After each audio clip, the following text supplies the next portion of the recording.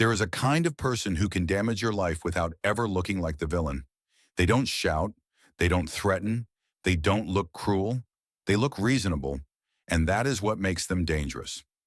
Marcus Aurelius ruled during war and betrayal, yet he did not collapse under pressure because he studied human behavior more than he feared it. Evil rarely explodes, it erodes. It does not attack your body, it weakens your confidence. It does not confront you directly, it makes you question your own instincts. The most subtle sign is that you begin explaining yourself more than usual. Stoicism is not about being naive. It is about seeing clearly without reacting emotionally. The most dangerous people do not lose control, they manufacture it in others. If someone constantly provokes you while remaining calm, you are not dealing with conflict, you are dealing with calculation. In this video, I will show you 7 signs you are dealing with an evil person, not to make you paranoid, but to make you untouchable, because awareness is armor, and once you recognize the pattern, you cannot be manipulated the same way again. Let's begin. Part 1. They enjoy your confusion. Before Rome woke up, before merchants opened their stalls, before senators rehearsed their arguments, Marcus Aurelius was already awake, not because he was inspired, not because he felt powerful, but because he understood something most rulers never understood. Danger rarely announces itself loudly. It enters quietly, smiling, reasonable, polite, and slightly unclear. Take a slow breath with me. Inhale, exhale. Say this quietly in your mind. Clarity is power. Now listen carefully, because the first sign you are dealing with an evil person is not rage, not shouting, not visible cruelty. It is confusion. They enjoy your confusion, not by accident, not occasionally, repeatedly, strategically. They tell a story today and deny it tomorrow. They agree in private and contradict in public. They use words like smoke. And after every interaction, you feel slightly off balance, slightly unsure, slightly questioning yourself. That is not coincidence. That is design. Marcus Aurelius once wrote, "If you are distressed by anything external, the pain is not due to the thing itself, but to your estimate of it." But here's the twist. An evil person tries to corrupt your estimate. They manipulate perception, they twist memory, they inject just enough ambiguity that you begin arguing with yourself instead of them. Pause, breathe in, breathe out. Say it softly, I trust what I see. Modern psychology calls this gaslighting. Research from the University of Michigan shows that prolonged exposure to inconsistent messaging significantly increases self-doubt and anxiety responses. In controlled relationship studies, subjects exposed to repeated contradiction patterns showed measurable drops in confidence within weeks. Weeks, not years. Confusion weakens the mind faster than open attack. Think about that. Open enemies sharpen you, hidden manipulators blur you, and evil prefers blur. Imagine this scene. A trusted colleague promises support in a meeting. The next day, in front of leadership, they say, "I never agreed to that." You freeze. Did they? Did you misunderstand? Later, when you confront them privately, they respond calmly, "You must have misheard." Notice the subtlety. No shouting, no drama, just erosion. Over time, erosion reshapes stone. Marcus Aurelius faced political rivals who used similar tactics. They would whisper one version of events to the Senate and another to the people. He did not react emotionally. He documented, he verified, he stayed grounded in facts. That is your first Stoic tool, documentation. Write what was said. When it was said, who was present, not to obsess, to anchor. Because the opposite of confusion is not argument, it is record. Take a breath again. Inhale, exhale. Say this, facts over fog. Intelligent people argue logic. Evil people distort memory. There is a difference. If someone repeatedly creates scenarios where you feel mentally dizzy after conversations, that is a red flag. If they frequently say, "You're overreacting," that's not what I meant. You're too sensitive immediately after saying something cutting. That is not miscommunication. That is recalibration of your reality. Neuroscience explains why this works. When the brain encounters contradiction between memory and external denial, It enters cognitive dissonance. To reduce discomfort, the brain often sacrifices certainty. You doubt yourself to preserve social stability. That is survival wiring. Evil people exploit that wiring. Let that sink in. Breathe slowly. Say it quietly. My perception matters. Marcus Aurelius trained his mind not to depend on approval for stability. He wrote daily reflections to ground his thinking. His meditations were not philosophical lectures. They were anti-confusion anchors. He reminded himself what he believed, what he observed, what he stood for. You must do the same. Here is your first Stoic drill. For the next 30 days, when something feels off, write one sentence beginning with, "The observable fact is," not interpretation. Fact. For example, the observable fact is he changed his statement, not he betrayed me. Just fact. Facts cut through fog, and fog hates clarity. Now imagine another scenario. A partner repeatedly forgets important conversations. You remind them gently. They smile and say, "You always imagine things." Notice the word always. Absolutes are weapons in manipulation. They escalate the conversation from one event to your character. The Stoic response is calm precision. On Tuesday at 8 p.m., you said this. No anger, no pleading. Precision. Evil relies on your emotional explosion. Precision starves it. Reset again. Inhale deeply. Exhale slowly. Say with me, I remain steady. There is another layer to confusion. They mix kindness with distortion. One day supportive, the next dismissive. Intermittent reinforcement. Behavioral psychology shows that intermittent reward patterns create the strongest psychological attachment, stronger even than consistent reward. Casinos use this principle. So do manipulators. If someone alternates between warmth and destabilization, your brain chases the warmth and tolerates the destabilization. That cycle can trap intelligent people for years. Marcus understood cycles of human weakness. He wrote, "When you wake up in the morning, tell yourself, the people I deal with today will be meddling, ungrateful, arrogant, dishonest." Notice he prepared for dishonesty. Preparation neutralizes shock. When you expect possible distortion, you observe instead of absorb. Say it quietly, I observe, I do not absorb. Good, because awareness breaks patterns. Now let's add something practical. If you feel confused after interactions with someone, perform the 10-minute Stoic audit. Step away physically. Breathe slowly. Ask 3 questions. What exactly was said? What exactly was denied? What changed? If answers are inconsistent, you are not crazy. You are witnessing strategy. And here is the uncomfortable truth. Evil people enjoy confusion because it creates leverage. If you doubt your perception, you depend on theirs. Dependence equals control. Control equals power. And they crave power. Marcus Aurelius did not allow others to define his reality. He constantly recalibrated internally. You must do the same. Take another breath. Inhale. Exhale. Say it clearly, I own my clarity. There is one final test. When you calmly request clarification in writing, how do they respond? If they refuse, if they mock, if they escalate. That tells you everything. Truth does not fear record, only distortion does. Now here is your commitment. Remove this sentence from your life.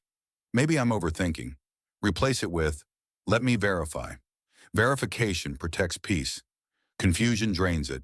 And this is only the first sign, because in the next part, we confront something equally dangerous. Not fog, but punishment. What happens when you set a boundary and they react like you committed a crime? That is where real patterns reveal themselves. And what Marcus Aurelius would teach you about boundaries may change how you deal with people forever. Breathe in once more. Exhale. Say it softly. Clarity first. And let's continue. Part 2. They punish boundaries. There is a moment in every empire when a ruler must decide whether peace is worth more than approval. Marcus Aurelius understood this deeply, not in theory, in blood, in politics, in betrayal, because nothing reveals character faster than a boundary. Take a slow breath with me. Inhale. Exhale. Say this quietly. My boundary is not cruelty. Now listen carefully. The second sign you are dealing with an evil person is this. They punish your boundaries. Not immediately with violence, not dramatically, subtly, coldness, withdrawal, mockery, guilt. The moment you say no, the temperature shifts, the smile tightens, the energy hardens, and suddenly you are the villain. Marcus Aurelius once wrote, "Waste no more time arguing what a good man should be. Be one." Notice what he did not say. He did not say, "Convince everyone you are good." He did not say, "Keep everyone comfortable." He understood that duty sometimes disrupts comfort, and comfort-addicted people resent disruption. Take another breath. Inhale. Exhale. Say it clearly, "I decide access." Because that is what a boundary truly is. It is not an attack. It is access control. Evil people do not fear your anger. They fear your limits. Imagine this scenario. You tell a colleague you cannot stay late every night. You need balance. The next week, they exclude you from key meetings. You say you are not comfortable lending money again. Suddenly, they call you selfish. You say you need space after repeated disrespect. They tell mutual friends you are unstable. Notice the pattern: boundary, reaction, punishment. Modern behavioral studies on coercive control show that manipulative personalities respond to reduced access with escalation attempts in over 70% of documented relational cases. 70%. That is not emotion. That is strategy. Because your no threatens their leverage. Pause. Breathe slowly. Say it softly. No is a complete sentence. Marcus Aurelius governed vast territories, but he also governed himself. He did not owe unlimited emotional access to every senator, every soldier, every citizen. Leadership required limits. And here is something uncomfortable. Many people confuse kindness with availability, but kindness without limits becomes exploitation. Evil behavior thrives where boundaries are weak. Not because you are weak, because you are generous. And generosity without structure becomes supply. Reset again. Inhale. Exhale. Say this: "I protect my peace." Let's go deeper. When you set a boundary and someone responds with guilt, ask yourself this question: why does my limit threaten them? Healthy people adjust. Manipulators escalate. There is a difference between disappointment and punishment. Disappointment says, "I wish you could." Punishment says, "You will regret that." The Stoic does not negotiate under threat. Marcus Aurelius dealt with rebellious generals who attempted to intimidate him into political concessions. He did not retaliate emotionally. He removed access strategically. That is the lesson. You do not argue your right to boundaries, you implement them. Take a breath. Inhale, exhale. Say quietly, "Repetition builds strength." Because boundaries are rarely respected on the first attempt. You must repeat calmly, "I am not available for that." No added apology, no over-explanation. Over-explanation invites negotiation, and negotiation invites erosion. Here is your Stoic drill. For the next 30 days, every time you set a boundary, remove excess words. Instead of, "I'm really sorry, but I just feel like maybe I can't," say, "I won't be able to." Calm, neutral, steady. Studies in assertive communication training show that concise boundary statements reduce manipulation attempts significantly compared to emotional explanations. Because explanation signals insecurity. Clarity signals certainty. Evil behavior tests insecurity. It avoids certainty. Breathe again. Inhale. Exhale. Say it with me. Clarity over comfort. Now imagine this. You decide not to engage in gossip. The group mocks you as self-righteous. That is not humor, that is pressure. Marcus Aurelius understood peer pressure long before the term existed. The Senate often pushed emotional decisions through public expectation. He remained composed. He reminded himself daily of his principles. That is what you must do. Write your boundaries down, not for others, for yourself. If you do not define your limits internally, someone else will define them externally. Another truth. Evil people escalate when subtle punishment fails. First coldness, then sarcasm, then victimhood, finally anger. The escalation is not about the boundary itself, it is about control loss. Research in dominance behavior suggests that individuals who rely on coercive strategies experience measurable stress spikes when authority is challenged. They react not because they are hurt, They react because they are losing leverage. That distinction matters. Pause, breathe slowly. Say quietly, I remain steady. Because steadiness frustrates manipulation. Emotional explosions feed it. Now let's address fear. Many people avoid setting boundaries because they fear abandonment. But here's the paradox. If someone leaves because you set a healthy limit, they were staying for access, not connection. Marcus Aurelius once wrote, "The soul becomes dyed with the color of its thoughts." If your thoughts are constantly adjusting to avoid conflict, your identity dissolves slowly. Boundaries preserve identity. Identity preserves peace. Peace preserves strength. Take another breath. Inhale. Exhale. Say it clearly. I do not chase approval. Good. Because chasing approval is the gateway to exploitation. Here is something practical. When someone punishes your boundary, do not defend it emotionally. Instead, observe behavior for patterns. If punishment repeats, reduce exposure. Reduce communication frequency. Reduce vulnerability. Reduce accessibility. This is not revenge. This is structure. Marcus did not hate those who opposed him. He structured his environment to minimize damage. That is Stoic power. And here is the deeper insight. Evil people often interpret tolerance as permission. The longer you tolerate boundary violations, the stronger their entitlement grows. That is why punishment follows limits. They are recalibrating you. Do not recalibrate. Stay fixed. Breathe. Say this quietly. I am not negotiable because your values are not a debate stage. They are internal law. Marcus Aurelius lived by inner law even when outer chaos surrounded him. That is sovereignty. And sovereignty is what manipulators fear most. Before we close this part, reflect on one thing. Where have you tolerated punishment to avoid tension? Identify it. Name it. Write it down tonight. That awareness alone weakens manipulation. And remember this. Setting a boundary is not an act of aggression. It is an act of alignment. You align behavior with values. If someone cannot tolerate alignment, they were benefiting from misalignment. Final breath. Inhale deeply. Exhale slowly. Say it with conviction. I protect what matters. Because in the next part, we uncover something even more psychologically dangerous. Not fog, not punishment, but reversal.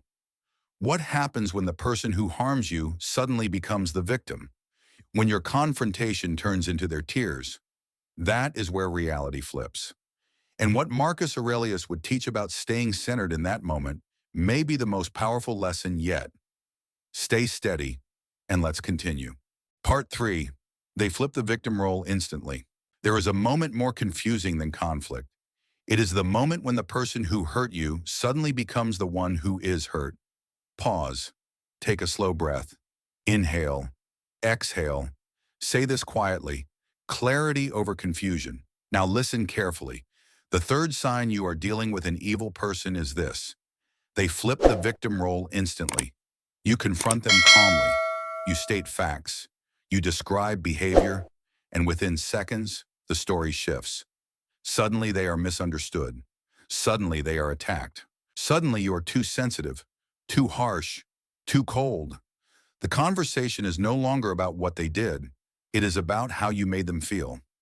Marcus Aurelius faced this constantly in Roman politics.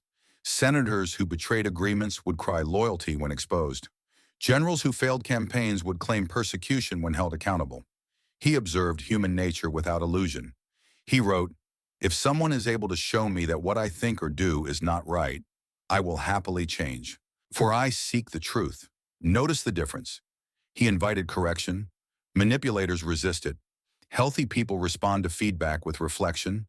Toxic people respond with reversal. Take another breath. Inhale. Exhale. Say it clearly. Facts do not bend to emotion. Let's go deeper. Psychological research on narcissistic defense patterns shows that when confronted with accountability, individuals high in manipulative traits frequently employ role reversal tactics to avoid shame exposure. In simple terms, they redirect discomfort outward. Instead of owning harm, they create emotional chaos.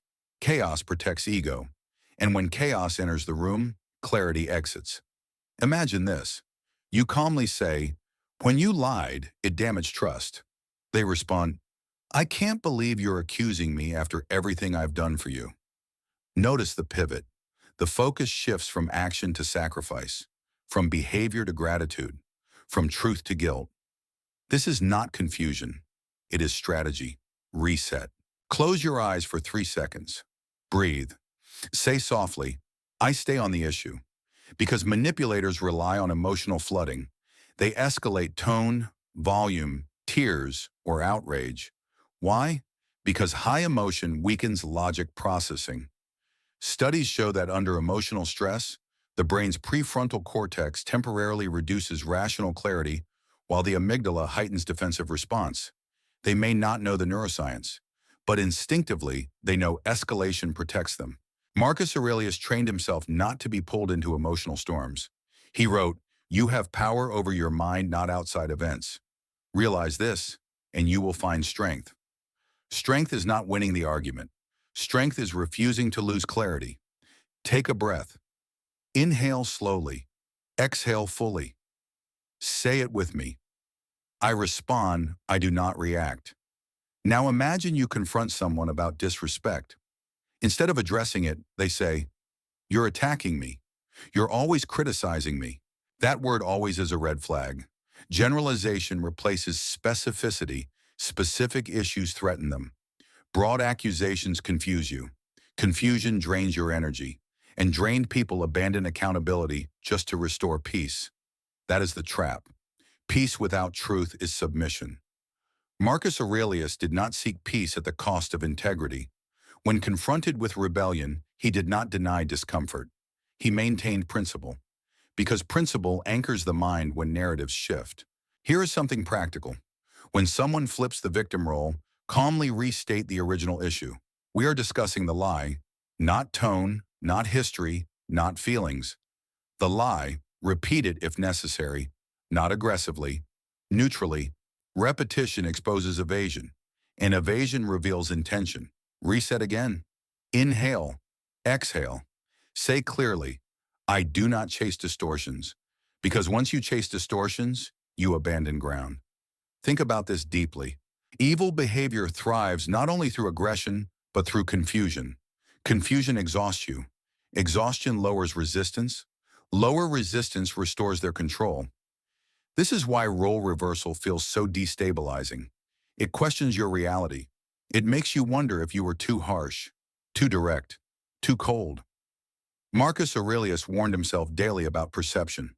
He reminded himself to see events plainly. "Strip away the legend that encrusts them," he wrote. "Strip away the story. What happened? Stay there. Breathe. Say this slowly. What are the facts?" Now let's address something uncomfortable. People who flip victim roles often appear sincere. Tears may be real.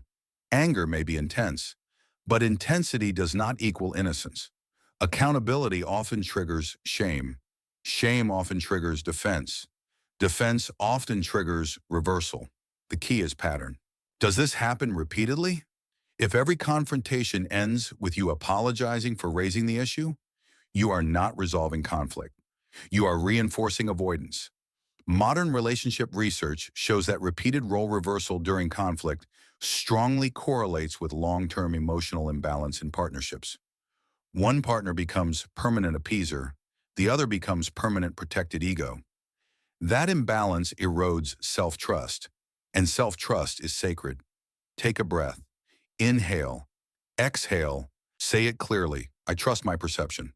Because when you lose trust in your perception, you lose inner authority. Marcus Aurelius faced advisors who twisted information for advantage. He learned to examine motives without paranoia, but without naivety. That balance is stoic wisdom, not suspicion, not blind trust, calm evaluation. Here is your stoic drill for this week. When confronted with reversal, write down the timeline after the conversation ends. What did you address? How did they respond? Did the topic shift? Did you end up defending yourself? Written clarity protects against narrative manipulation. Memory bends under emotion. Ink does not. And here is the deeper insight. Evil does not always appear monstrous. Sometimes it appears fragile. But fragility weaponized becomes leverage. The moment you feel guilty for asserting truth, pause. Ask yourself, did I attack or did I state reality? There is a difference. Attack wounds identity. Reality addresses behavior. If you address behavior calmly, you are not the aggressor. Take one final breath for this part. Inhale deeply. Exhale slowly. Say it with conviction. I remain grounded. Because in the next part, we uncover something even colder than role reversal. Not emotional chaos, not manipulation of guilt, but calculated charm. The smile that hides motive. The warmth that masks control. When someone feels magnetic at first but slowly erodes your autonomy. Marcus Aurelius knew this pattern too. And what he teaches about guarded kindness may change how you evaluate charisma forever. Stay clear. Part 4, they use charm as a weapon. There is something more dangerous than open hostility. It is warmth with hidden motive. It is the smile that arrives too fast, the praise that feels too intense, the connection that forms too quickly. Pause. Take a slow breath. Inhale. Exhale. Say this quietly. Not all warmth is safe. Now listen carefully. The fourth sign you are dealing with an evil person is this. They use charm as a weapon. At first they feel magnetic. They make you feel seen, special, chosen. They mirror your interests. They laugh at your jokes. They speak your language. And you think, finally, someone who understands me. But understand this clearly. Authentic connection develops gradually. Manipulative charm accelerates intimacy. Modern psychology calls this love bombing when used in relationships and impression management when used in professional settings. Studies show that individuals high in manipulative traits often employ excessive early praise to lower defenses and create rapid emotional bonding. Why? Because trust given too quickly is trust given blindly. Marcus Aurelius understood something about human character that most people ignore. He wrote, "The soul becomes dyed with the color of its thoughts." A manipulator knows this. They flood your thoughts with admiration. They dye your perception with validation. And once your perception shifts, your guard lowers. Reset. Close your eyes for 3 seconds. Breathe. Say slowly. Speed reveals intention. Healthy relationships move at the speed of reality. Manipulative ones move at the speed of desire. Imagine this. You meet someone new. Within days, they say you are unlike anyone they have ever met. Within weeks, they speak of loyalty, destiny, partnership. It feels intoxicating. But intensity is not depth. It is acceleration. And acceleration can be strategic. Marcus Aurelius did not trust flattery. In fact, he warned himself constantly against it. Receive without pride, let go without attachment. That is stoic immunity, because flattery feeds ego, and ego blinds discernment. Take another breath. Inhale. Exhale. Say it clearly. I observe before I invest. Let's go deeper. Charm as a weapon works because it activates dopamine reward circuits. Compliments trigger pleasure. Attention triggers belonging. Neuroscience shows that social validation lights up the same brain pathways as physical reward. The manipulator becomes the source of that reward, and once you associate them with pleasure, you overlook red flags. You rationalize inconsistency. You excuse boundary violations because your brain wants the reward to continue. This is not weakness. It is biology. But Stoicism trains biology. Marcus Aurelius trained himself to evaluate character by action, not impression. He faced generals who spoke beautifully but failed in battle. Senators who praised him publicly but schemed privately. He learned to separate tone from truth. Reset again. Inhale. Exhale. Say softly, actions over words. Now imagine someone who constantly compliments you but subtly isolates you from others. You don't need them. They don't appreciate you like I do. I understand you better than anyone.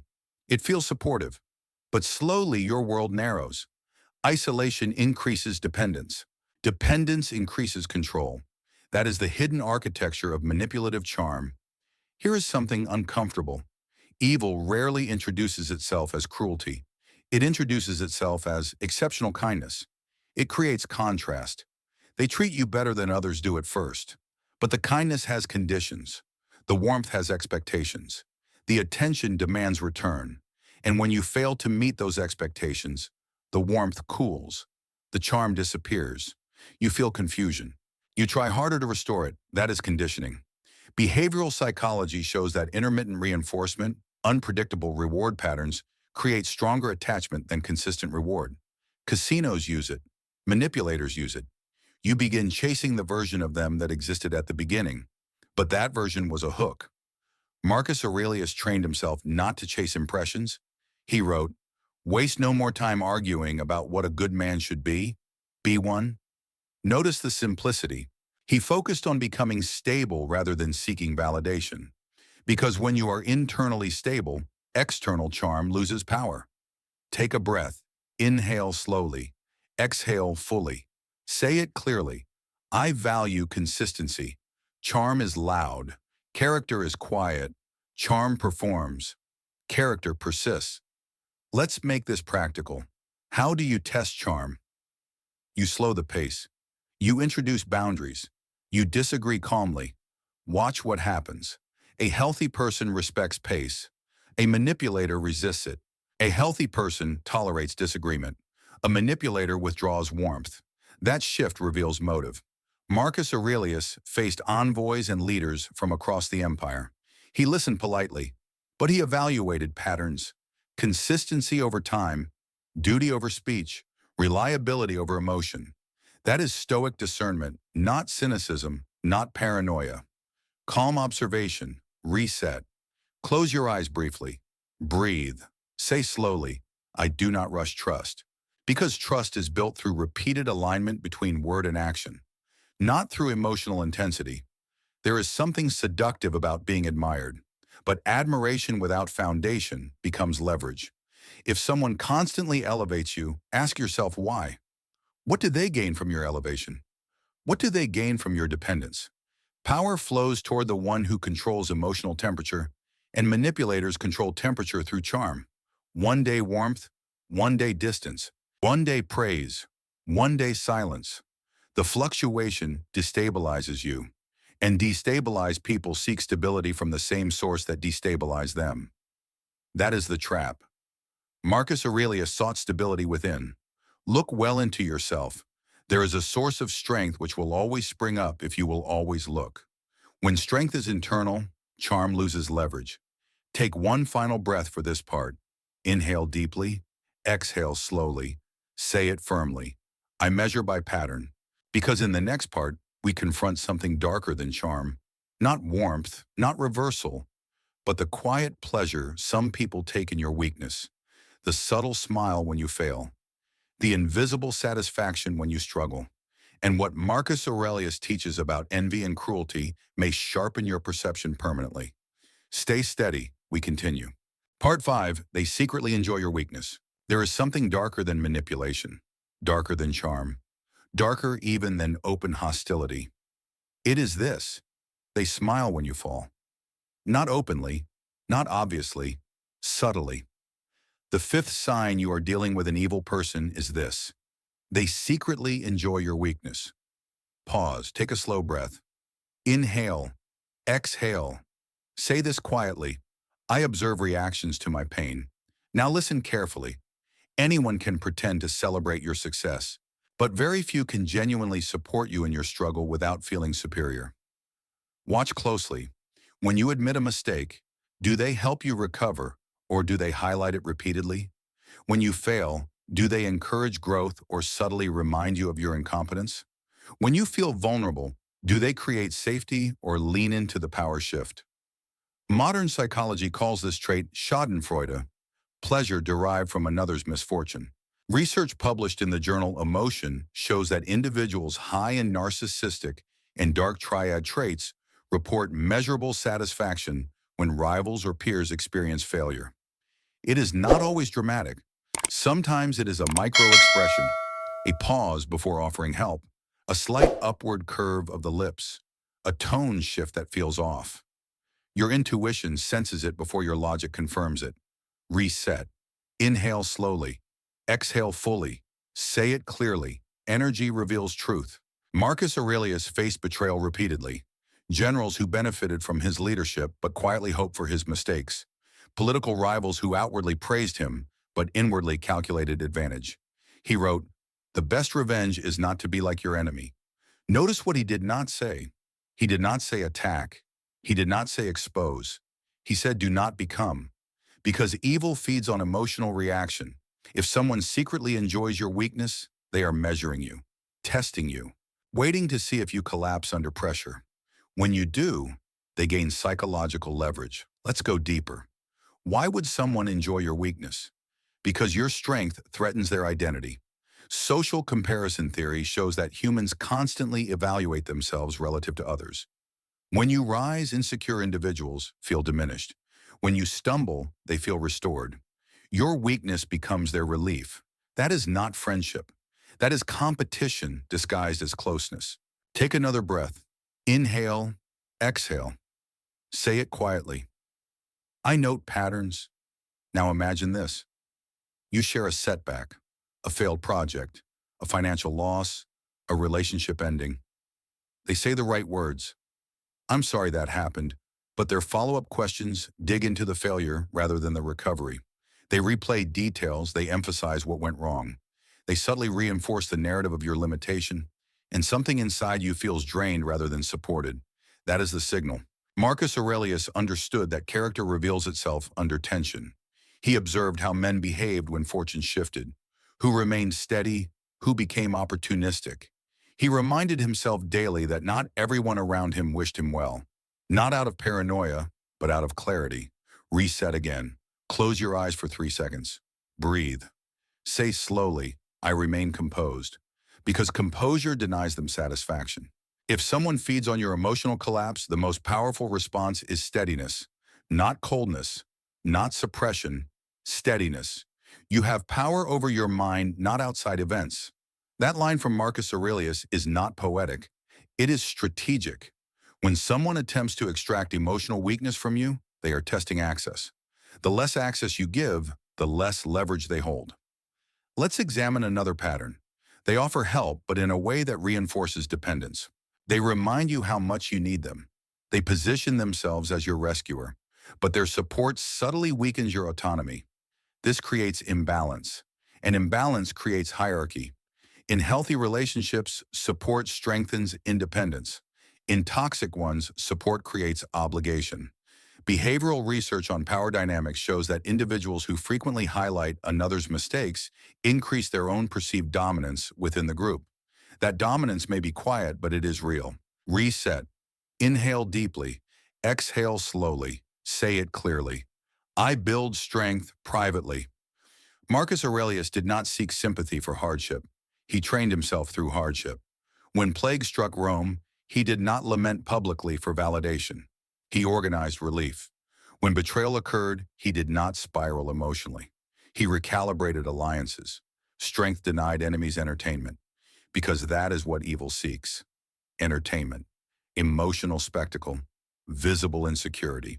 If someone lights up when you struggle, your silence and discipline frustrate them, and frustration reveals motive. Let's make this personal. Think of someone in your life. When you succeed, do they grow distant? When you struggle, do they grow attentive? When you appear confident, do they critique you more harshly? When you doubt yourself, do they subtly amplify that doubt? That pattern matters. Marcus Aurelius advised himself, if someone despises me, that is their problem. My only concern is not doing or saying anything deserving of contempt. Notice the internal focus. He did not obsess over others' motives. He refined his own conduct. That is stoic armor. Reset again. Breathe. Inhale. Exhale. Say it slowly. I choose dignity. Because dignity blocks emotional exploitation. When you maintain dignity in weakness, you disarm those who seek advantage. You learn privately, improve quietly, rise steadily. And those who secretly enjoyed your fall lose their stage. Here is something uncomfortable but empowering. Weakness is not the problem. Public emotional collapse is. Everyone fails. Everyone struggles. But how you respond determines who feeds on it. Evil personalities thrive on chaos. They need visible instability to feel powerful. Stability starves them. Marcus Aurelius practiced this relentlessly. He wrote reflections correcting himself, not condemning others. He assumed people would act according to their nature, and he focused on acting according to his. That is psychological sovereignty. Take one final breath for this part. Inhale fully. Exhale slowly. Say it firmly. I do not perform my pain. Because pain shared wisely builds connection. Pain performed carelessly builds vulnerability to predators. And in the next part, we confront something even more revealing. Not charm, not hidden pleasure, but the absence of remorse. The cold calm of someone who harms without regret. And what Marcus Aurelius teaches about conscience may sharpen your judgment forever. Stay steady. Part 6, they feel no remorse. There is something more dangerous than anger, more dangerous than manipulation, more dangerous than someone who secretly enjoys your weakness. It is this: they feel no remorse. Pause. Take a slow breath. Inhale. Exhale. Say this quietly. Conscience is strength. Now listen carefully. Everyone makes mistakes. Everyone hurts someone at some point. But healthy people feel friction afterward. Guilt, reflection, discomfort. That discomfort is not weakness. It is humanity. The sixth sign you are dealing with an evil person is this: they harm without inner conflict. They lie without tension. They betray without disturbance. They apologize without emotion. Reset. Inhale slowly.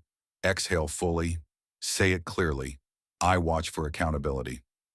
Marcus Aurelius understood something profound about character. He wrote, "If someone does wrong, it is because they mistake evil for good." Notice that line, mistake evil for good. Some people are not confused in the moment. They are justified in their own mind. That is the danger. Modern psychology calls this moral disengagement. Research by Albert Bandura shows that individuals who repeatedly justify harmful behavior gradually deactivate internal guilt mechanisms. Over time, conscience weakens. Remorse fades. Harm becomes routine. And here is the chilling part. The absence of remorse often looks like calm. They do not appear angry. They do not appear emotional. They appear steady, controlled, rational. That steadiness is not stoic discipline. It is emotional detachment from consequence. Reset. Close your eyes for 3 seconds. Breathe. Say slowly, calm is not always virtue. Now imagine this. Someone spreads false information about you. It damages your reputation. When confronted, they respond casually. It wasn't a big deal. Or worse, you're too sensitive. Notice the pattern. Harm, minimize, redirect blame, no regret, no repair. Clinical studies on dark personality traits show that individuals high in psychopathy display significantly lower activation in brain regions associated with empathy when confronted with the suffering of others. That means your pain does not register the same way. You are negotiating with someone who does not feel what you feel. Marcus Aurelius faced this reality constantly. Political enemies who schemed without remorse, generals who defected without guilt, officials who stole from the state and justified it as survival. He did not assume shared morality. He assumed human nature varied, and he prepared accordingly. Reset again. Inhale deeply. Exhale slowly. Say it clearly. I do not project my conscience onto others. This is crucial. Many intelligent people make one fatal mistake. They assume others feel guilt the way they do. They assume others lose sleep after betrayal. They assume others will self-correct. But some people do not self-correct. They escalate, because remorse is the brake system of character. Without it, behavior accelerates. Let's go deeper. Someone harms you. Later, they smile normally. They continue conversation as if nothing happened. You feel unresolved. They feel unaffected. That emotional mismatch is information. Marcus Aurelius wrote, "When you wake up, tell yourself, the people you deal with today will be meddling, ungrateful, arrogant, dishonest." Notice the realism. He did not wake up expecting virtue from everyone. He woke up expecting human imperfection. That expectation protected him from shock. Shock creates emotional instability. Preparation creates psychological armor. Reset. Inhale. Exhale. Say it softly. I respond with clarity. Because when someone feels no remorse, arguing morality rarely works. They do not experience the internal friction you appeal to. The Stoic response is not outrage. It is boundary, distance, documentation, calm recalibration. Behavioral research shows that individuals who maintain emotional regulation during conflict are significantly more effective at long-term strategic positioning than those who react impulsively. Emotional stability is leverage. Marcus Aurelius did not waste time trying to awaken conscience in hardened men. He evaluated risk. He adjusted alliances. He maintained composure. That composure was not passivity, it was precision. Let's make this personal. Think of someone who repeatedly crosses lines. They apologize, but behavior does not change. They promise improvement, but patterns repeat. Remorse without change is theater. True remorse produces adjustment. No adjustment means no remorse. Reset again. Close your eyes. Breathe. Say clearly, I judge patterns, not words, because evil rarely announces itself dramatically. It reveals itself through repetition without regret, through harm without hesitation, through apology without transformation. And here is something uncomfortable but powerful. You cannot teach conscience to someone who refuses reflection. Marcus Aurelius reminded himself daily to focus on his own virtue, not to reform the corrupt by force, but to avoid becoming like them. The best revenge is not to be like your enemy. If someone feels no remorse, you must strengthen your discernment, not your anger. Anger drains energy. Discernment preserves it. Reset. Inhale deeply. Exhale fully. Say slowly, I protect my mind. Because prolonged exposure to someone without remorse erodes your stability. They normalize dysfunction. They blur boundaries. They invert morality. Over time, you begin doubting your own reactions. This is called gaslighting, and it is a weapon of the remorseless. Marcus Aurelius understood the importance of internal alignment. He journaled daily to recalibrate his thoughts. He corrected himself before correcting others. That discipline prevented external corruption from entering his core. And that is your protection as well. One final breath for this part. Inhale, exhale, say it firmly. I value conscience. Because conscience is the quiet voice that keeps you human. When you encounter someone who lacks it, do not panic. Do not rage. Do not attempt emotional rescue. Observe, adjust, fortify. And in the final part, we reveal something even more unsettling. The ultimate sign, not manipulation, not pleasure and weakness, not absence of remorse, but the consistent erosion of your sense of reality itself. The final pattern that reveals whether you are dealing with true moral corruption. And what Marcus Aurelius teaches about inner sovereignty may be the most powerful shield of all. Part 7, they distort reality. There is one final sign. It is quieter than cruelty, more subtle than manipulation, more dangerous than the absence of remorse. They distort reality. Pause, take a slow breath. Inhale, exhale. Say this quietly. Truth is my anchor. Now listen carefully. When someone manipulates you, you feel confused. When someone enjoys your weakness, you feel hurt. When someone feels no remorse, you feel unsafe. But when someone distorts reality, you begin to doubt yourself. And that is the most dangerous territory of all. Reset. Inhale slowly. Exhale fully. Say clearly, I trust evidence, not pressure. Reality distortion does not begin with shouting. It begins with small corrections. That's not what happened. You're remembering it wrong. You're too emotional. You always exaggerate. Notice the pattern. They do not attack directly. They reshape memory. Over time, your certainty weakens. Modern psychology calls this gaslighting. Research shows that prolonged exposure to reality manipulation significantly increases anxiety, lowers self-trust, and can impair decision-making capacity. When your perception is unstable, your judgment collapses. And when judgment collapses, control shifts. Marcus Aurelius understood something centuries before the term gaslighting existed. He wrote, if it is not right, do not do it. If it is not true, do not say it. Simple, but profound. Because truth is not emotional. It is structural. When someone repeatedly denies obvious facts, twists narratives, or reframes harm as misunderstanding, they are not debating. They are destabilizing. Reset. Close your eyes for 3 seconds. Breathe. Say slowly, "My perception matters." Now imagine this. You confront someone about a broken promise. They respond calmly, almost kindly. "You misunderstood. I never said that." You're being dramatic. You leave the conversation unsure. Did it happen that way? Am I overreacting? That uncertainty is the objective. Reality distortion erodes confidence gradually. It is psychological erosion, not explosion. Marcus Aurelius trained himself to guard internal clarity fiercely. He journaled daily not for poetry, but for calibration. He corrected distortions in his own thinking before they could accumulate. Because the Stoic knows, perception shapes emotion. Emotion shapes behavior. Behavior shapes destiny. Reset again. Inhale deeply. Exhale slowly. Say firmly, "I verify before I absorb."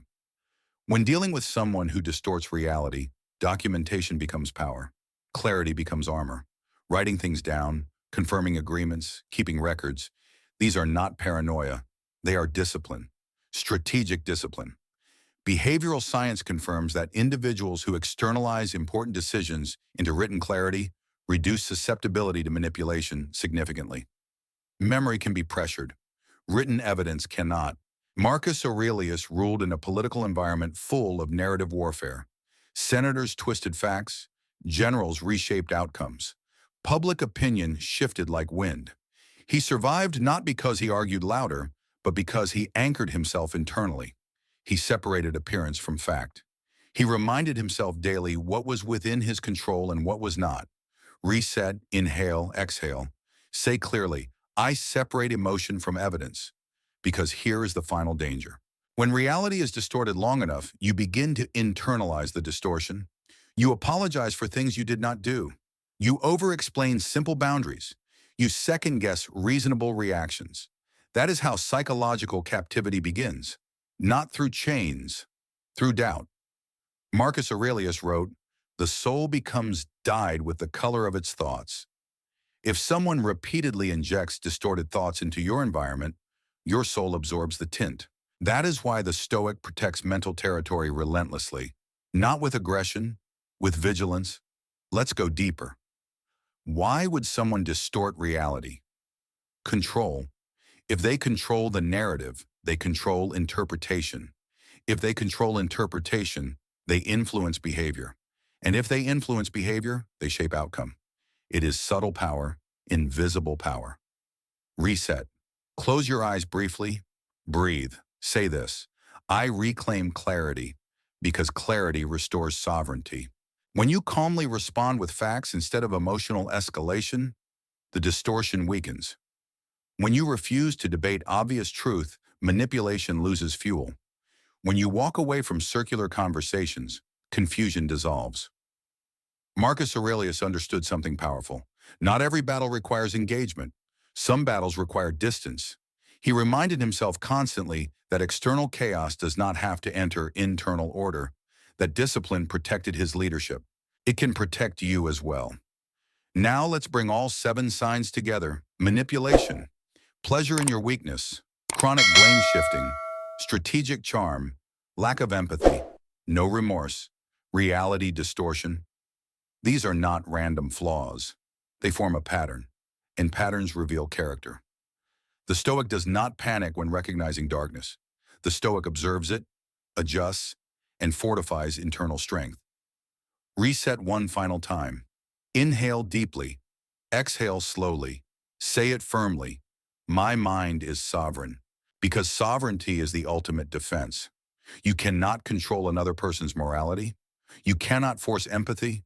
You cannot manufacture remorse. But you can protect perception. You can strengthen discipline. You can refuse distortion. Marcus Aurelius did not eliminate evil from Rome. He maintained virtue within himself despite it. That is the final lesson. You do not need to destroy corruption. You need to remain uncorrupted. So here is your final Stoic exercise. Tonight before sleep, ask yourself 3 questions. Where did I feel confusion today? Where did I feel emotional manipulation? Where did I surrender clarity? Write it down. Identify patterns. Awareness restores power. And now, one final reflection. Of the 7 signs, which one have you tolerated the longest? Do not judge yourself. Observe, because discipline begins with recognition. Remove one pattern from your life starting today. One boundary, one refusal, one act of clarity. Not all at once, one. Because identity transforms through subtraction. And this is the Stoic morning routine. Not motivation, not hype, not aggression, but awareness, discipline, sovereignty. Marcus Aurelius ruled an empire, but more importantly, he ruled himself. And that is the only rule that cannot be overthrown. Before you move on, pause for a moment. If even one of those signs felt familiar, that is not coincidence. That is awareness beginning to wake up. Most people ignore discomfort. Stoics investigate it. Evil survives when you doubt yourself. And the moment you trust your perception, manipulation weakens. Marcus Aurelius reminded himself that you have power over your mind, not outside events. You cannot control evil people, but you can control your boundaries. For the next 24 hours, observe without reacting. Notice who twists words, who avoids accountability, who feeds on emotional chaos. Do not confront, do not accuse, simply observe. Calm observation is more powerful than emotional retaliation. If you want to strengthen that stability, subscribe to Making Life Better, because every morning we train your mind before the world tests it. Comment the word clarity if you are serious, because clarity is the difference between being manipulated and being free. Stay sharp, stay aware, build a mind that cannot be invaded.